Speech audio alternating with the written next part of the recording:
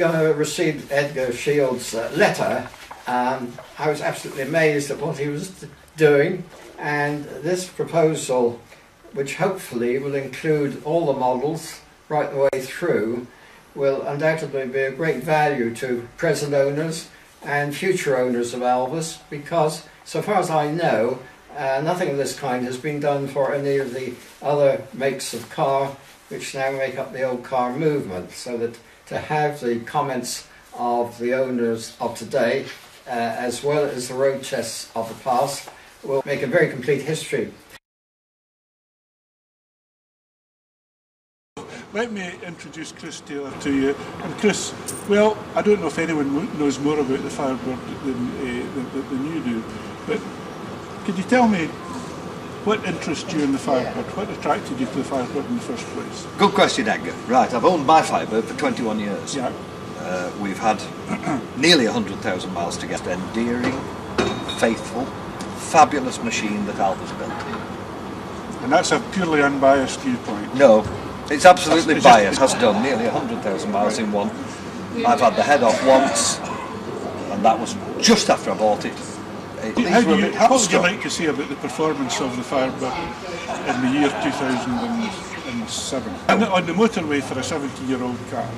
50, 60 miles an hour, absolutely wonderful. Yeah. We've come up here in this today, 4 men, 4 adults, no petrol's been put in it. Now I don't doubt Mick started with a full tank, but no petrol been put in yet. And I assume we'll probably go home and it'll need somewhere. No, I think it'll get back to Blackburn. I'm sure it will. Yeah. I think it will get back to Blackburn. And how about the braking, the gear change? How do you find all these characteristics? Well, right. Let's talk about the legendary gearbox, shall we? It's never been surpassed. The finest all-synchronous gearbox that's ever been built. Because as somebody back in the 30s said, it's real synchronized and hasn't got these ridiculous modern things called balking rings. Balking rings won't let you have second gear if the car's going too fast to let you. This will. And it's synchronization to all 4 gears. All 4 gears. Revolutionary. Gearbox that will never go wrong. Cost as much as an Austin 7 nearly. But a fabulous piece of machinery. And the steering? Steering. Wonderful. Very positive. We're hearing scare stories at the moment about steering boxes that are breaking up. And of course we are now getting a balance of articles in the bulletin about whether they are breaking up or not. Well, of course they weren't made by Alvis. They were Miles Weller. Miles Weller were a steering box company that made, I think they were called Adamant Engineering, I think. They didn't make rubbish. And I think, we've had a chat over lunch, haven't we, about this. I think it's probably true that we should probably have them crack tested. But I will, I think, yes, a crack test is worthy. And finally, about the brakes. Fantastic. Absolutely fantastic. Look at them. These brakes pulled up a 32 horsepower ar. And whilst they're alright, they put a servo on it, they are the same brakes as the 32 horsepower 4.3 litre. They are probably the most powerful brakes on any pre-war car in the country. But for an entirely mechanical cable brake system, the braking performance is remarkable. Oh, absolutely. I know my last MOT chap remarkable. Almost threw himself through the windscreen. He got such a shock at the way that the car. That's right. I mean, there's a lot of things that you perhaps can learn little bits about the fact that you should have, and it is really important to have the same size drums on any one axle. Yeah. And by this I mean drums that have been machined out. So you should really match them in pairs so that the angles of the pulling arms are equal on each axle. Yeah. And I think it's also very true to say that the smallest drum should be on the front. Yeah. Now this is something that I'll bet nobody's even thought about yet. But the angle of the floating cam lever is very important because that is your mechanical advantage. And I do feel, rule 1, match pairs on any one axle. When I was adjusting my brakes, I followed it by the book, but then I realised that I hadn't slackened the cables off enough to put the lever back to its original position. It's in the drum. This lever we talked about, it's in the drum. Yes, if you do that, you don't get the action of the brakes, and you think the brakes are absolutely rubbish. Terrible. If they are set up correctly, they are so powerful. Yeah. They're really good. Yeah. Okay. Are you happy Chris, with that? thank you very much. It's a pleasure. Interest in the Firebird. I'm not going to say love, because I'm not really sure whether it is a love relationship or an interest, but I tend towards the love. Started when I was even in my early 40s. I was in round table, and one of the members, he used to tell me about how his father had this Firebird saloon. I had the TF in those days, not the one I've got now, another TF. At any rate, we kept in touch with this chap's father. The old boy died, and I was given the chance to buy the car. Stopped in my garage for about a couple of years until I decided to take the body off. The reason the body was going to come off, A, it wasn't very happy, and secondly, I had, like so many pre-war saloon owners, thought, well, it'd be rather fun to have an open tour. I know. And dare I say, even the chairman of the club had suggested it wouldn't be a bad. I know, I'm not going to mention his name for fear of offending him, because he's a lovely chap. We took the body off, and I set about restoring the chassis. Got the engine out, had the engine sent down. I took it down to Brighton to an engineering firm to have the engine fettled. I like engines, but I thought I'd have it done professionally. The figure which was going to cost me to restore the saloon or to have the replica body on, it would have been cost much more than the car was worth. So he brought the car back to me. Body was off, as I say. And then all the rotted wood appeared. And I still remember now, about 5 o'clock one Saturday afternoon, going off to a local town to buy a bandsaw. And having got that, I then started making up the rear arches with laminate. Shortly, the body became solid and ready to put back on the chassis.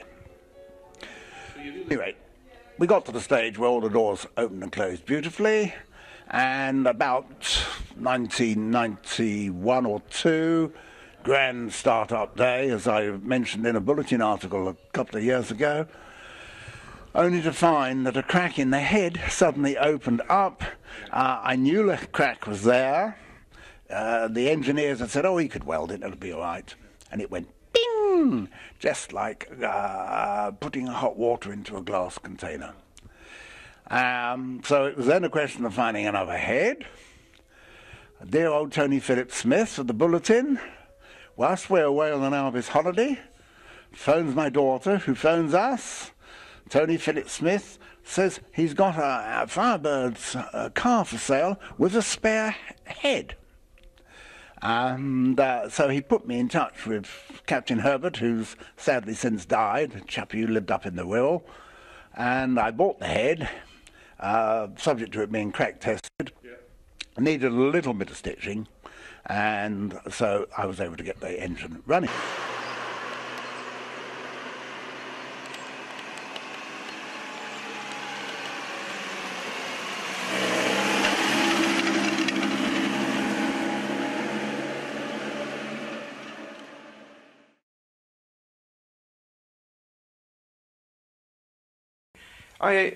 I have always been interested in sports and sporting cars, and my motorsport magazines certainly date back to the early 1950s, and I've always kept that interest, but I have to say not necessarily Alvis. I have a broad interest in vintage cars, and for 25 years I had a Riley sports racing special. Sorry to mention the word special, but it was a terrific car. And I thought that when I retired I might go back into competition and do some more hill climbing. But when the time came I thought, no, I'm not going to go back there again. So I was looking at the magazines for a pre-war tourer of sporting inclinations. And I saw this car advertised down in Cornwall and thought, that'll just do me fine. It could have been a Sunbeam or a Lagonda Rapier or something. It happened to be an Alvis, and that's what took me into the Alvis owners. And I'm delighted it did, because this particular car was just exactly what I wanted. Something you could go touring in, you could in some comfort and with a definite sporting inclination. But once I had the car, I then became aware of this extraordinary attitude there is in some quarters of the Alvis owners, that the Firebird is a dog. And this is just complete and utter nonsense.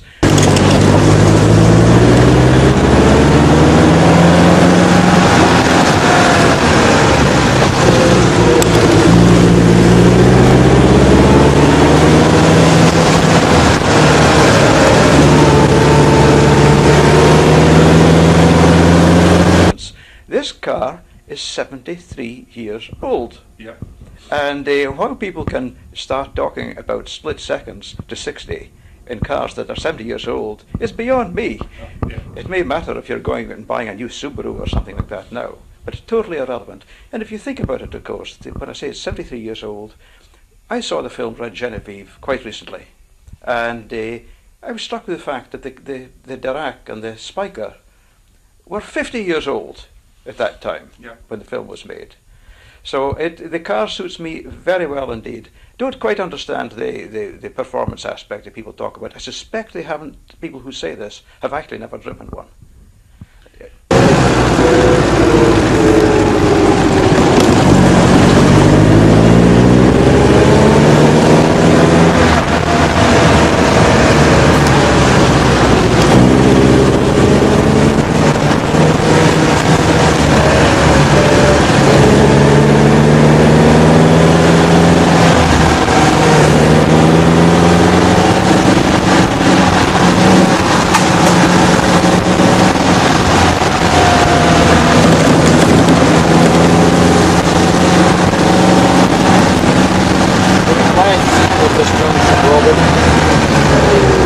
It does almost exactly 20 miles per thousand revs, and if you're cruising on the open road, you're easily able to keep up with traffic.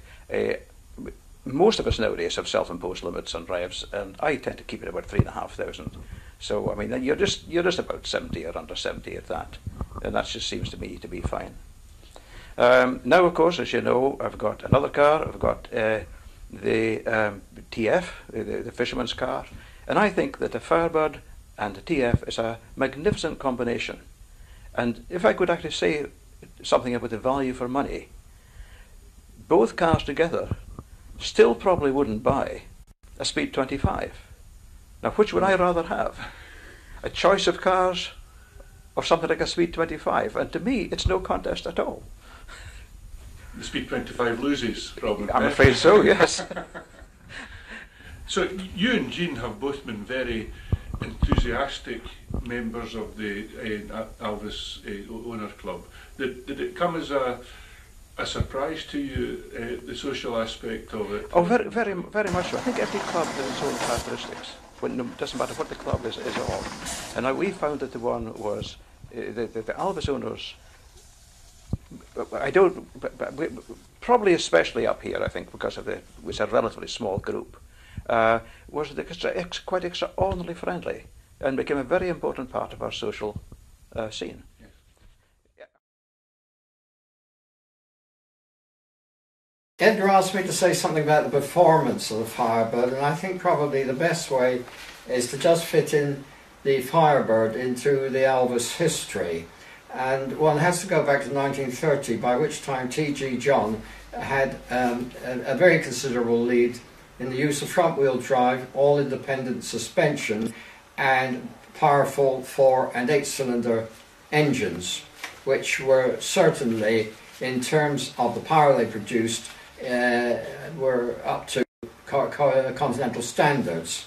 As far as the public was concerned, the vintage movement and the vintage car was then becoming less acceptable. People wanted more saloons, they wanted easier steering, they wanted better brakes, and the vintage period was therefore coming to an end. At that point, as far as Alvis were concerned, the thing which they did, which could have led them along another route, was to produce a twin overhead camshaft engine, which was put into a saloon and was designed by William Dunn, of course, and was presumably approved by T.G. John, and would have been really aimed at a different market, because this was a car with a maximum speed of about 90 miles an hour. whereas up to this point in time, in the first 10 years history of the company, 12 horsepower producing 70 miles an hour evidently satisfied everybody.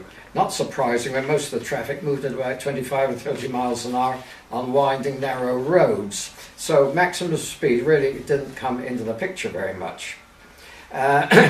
The company then moved over to the SA Firefly and the SA Speed 20, which are the dividing line really between the vintage and the post-vintage periods as so far as Alvis are concerned in design terms. The Firebird, of course, was now a more luxurious car. It had the weight of this all synchromesh gearbox, which Alvis designed, and a considerable number of improvements, so that Alvis then ended up with a car which, in the case of the 1.5 litre Firefly, weighed 26.5 hundredweights. They've now gone to 27.75 hundredweights. And as we know, most of the criticism of post-vintage cars is that the manufacturers lost performance through the 30s, making a vintage car very often a more desirable possession. However, in the case of Alvis, they then dealt with this by uprating the engine from 1.5 to 1.8 litres, and they followed this size right the way through with the 1270, with the TA14, until production of four-cylinder cars ended in 1950.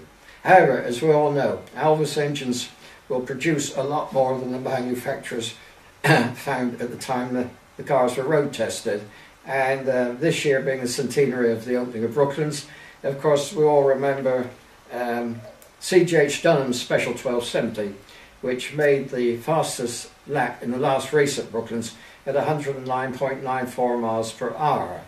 So had there been no war, Alvis certainly had in that engine an engine for which the performance potential could have been considerably increased if the market demanded more than 70 miles an hour as a maximum for a saloon of this price. So that's where that seems to fit together and put the Firebird into the story. So those are a few thoughts at the time on the Firebird, and hopefully put the Firebird into its proper context. We should always remember the experts said Alvis never built a bad car, and certainly the Firebird was the start of their four-cylinder range, which went on successfully until 1950.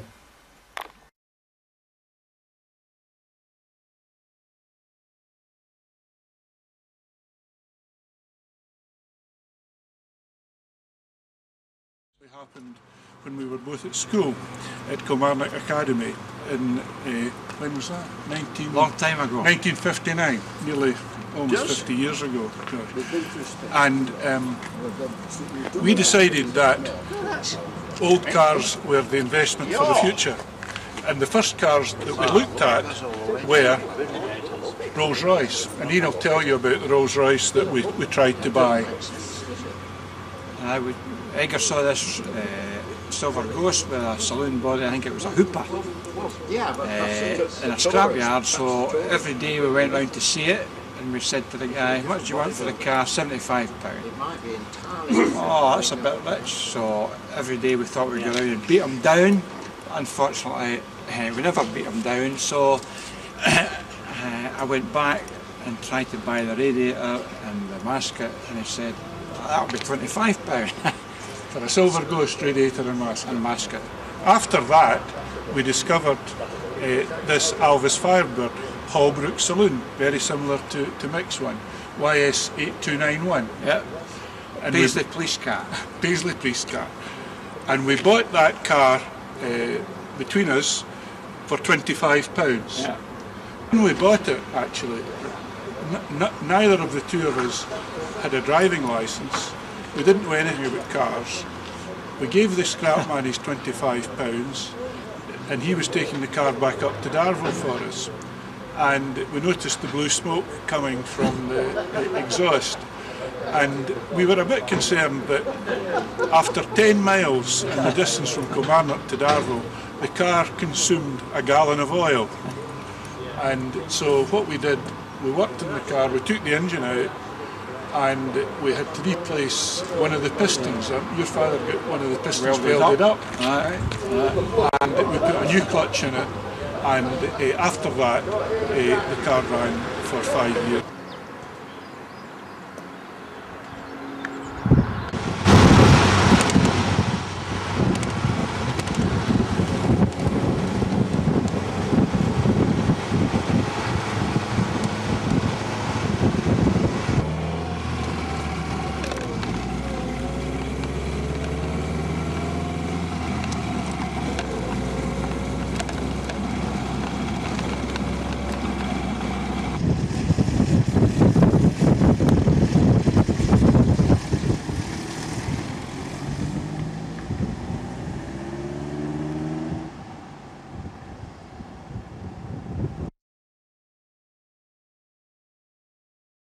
Hold on, right, we'll just start. Mick Fletcher, who's going to tell us a little bit about his Firebird. Yeah, this is a standard 1936 Firebird Holbrook saloon. I've had the car now approximately 10 years. I bought the car in an original state, unrestored, which apart from cleaning the car up, I ran up to about 3 years ago when I had it repainted due to an accident at the back end. But up to then it was still the original car as it was. Somewhere in its life, prior to 1952 when it was taken off the road, it had had the sunroof removed and just the fabric top taken the full length. Like I said, the sunroof was taken out somewhere between 1936 and 1952, but the boot is quite spacious in so much as it goes a long way back, but also comes right up here, right up to the bottom of the back window, and if you pack it carefully you can get an amazing amount of stuff in there. The sunburst pattern carries on onto the back door, which then when you look at it from the centre, it gives the appearance that it carries on from the front right round to the back from the centre pillar. Yeah. It's basically as it was, apart from the original clock was missing and the original fuel temperature gauge, so I've just supplemented those with more modern Smith's gauges.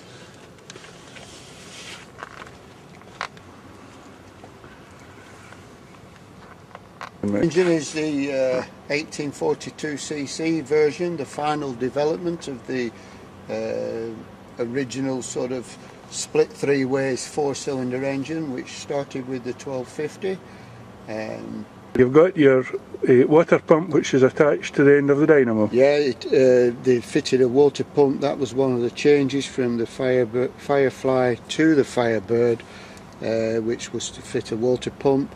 The other changes to the engine was they increased the bore to 73mm. Steering box, which is a little bit controversial at the moment. You've got 4 grease points at this side, 3 at the other side, which do things such as the spring shackles, brake cables, clutch operating mechanism and so forth. The bronze bodied semi-downdraft SU carburettor, doesn't have an air cleaner, just has a flame trap. This and that are the original jacking handle for the built-in jacks, which is one behind each rear spring, sorry, underneath each rear spring, and one on the beam axle.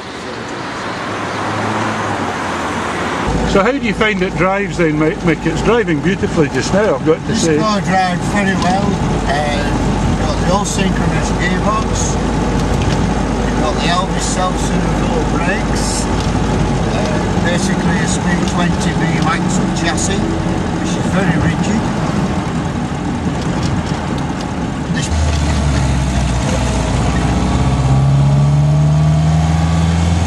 So she's pulling very well. Oh yeah. And what do you think about these people that say that the Firebird's a dog then? Well, They've never driven one, have they? I've driven all sorts of cars, all sorts of Alvis cars, and I find the Firebird to be grossly underrated. I find most Alvis 4-cylinder cars are underrated, and the problem is people don't realise that they do have a respectable performance. On the plus side, we have ease of maintenance, low cost maintenance, and the pluses outweigh the negatives going. How do you find it drives in the motorway? Motorway, this particular car with the high ratio diff is geared at about 19.4 miles per thousand, and it's quite happy to cruise at sort of 55-60 miles an hour on the motorway, no problem at all. We travelled up today around between 3,200 to 3,500 revs, no problem whatsoever. And the brakes seem to be pulling up very well. The brakes are very, very good with the self-servo action on them, 14-inch drums, good braking area in relation to the weight of the car. I stripped the engine basically just to check it over. Everything was fine, satisfactory. So it was assembled back as it was, with the exception I put new valves in it.